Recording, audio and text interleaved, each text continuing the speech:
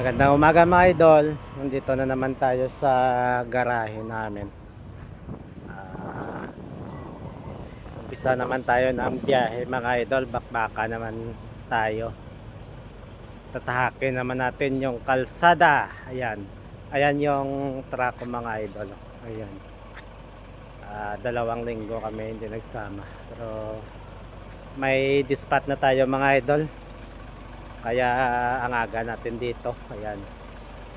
I-check up natin muna yung sasakyan natin kung running condition to.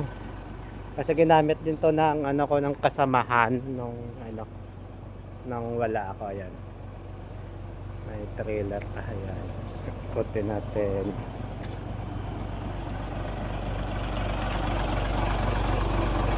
Ito.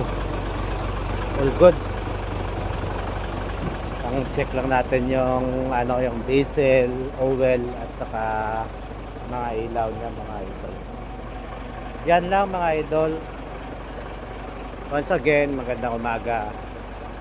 Bye bye bye.